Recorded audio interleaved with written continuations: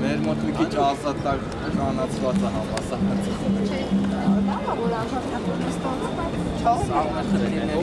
Ցանկացած բողոքի գործողություն եւ պահանջատիրություն եւ իրավատիրություն նպաստում է առաջընթացի։ Տվյալ դեպքում երիտասարդները հասկանում են, որ իրենք իրավատեր են եւ այդ իրավատիրության արդյունքում նրանք դառնալու են նաեւ երկրի տերը։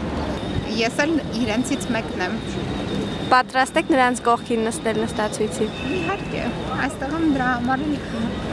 կարծում եմ ամեն ինչ ասված է այդ իմ այստեղ գտնվելով։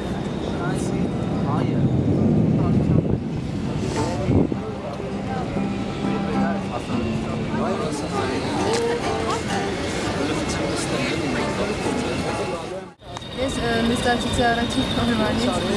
գալիս եմ այստեղ գիշեր հետ չեմ մնում, բայց ուշ եմ գնում։ Արդեն դասերը սովորած եք։ Դե նայած որ ամեն օր դասերով չեմ զբաղվում, երբ ոնց հարմար է։ Ինչքան եք պատրաստվում այստեղ մնալ։ Մինչև հաղթանակ։ Ռաֆի Հովհաննիսյանի հետ մնալու եք այստեղ։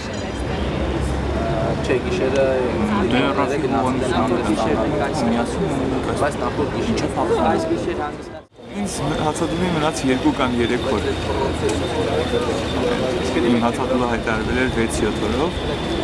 արդեն 4-րդ օրն է գնում։ Հացադուլը նախապես որոշված էր, որ պետք է տևի այնքան ինչքան Ռաֆի Հովհաննիսյանի հացադուլը, բայց հետո Ռաֆի Հովհաննիսյանը կարողացավ ինձ համոզել, որ ես առողջանից չեմ ասեմ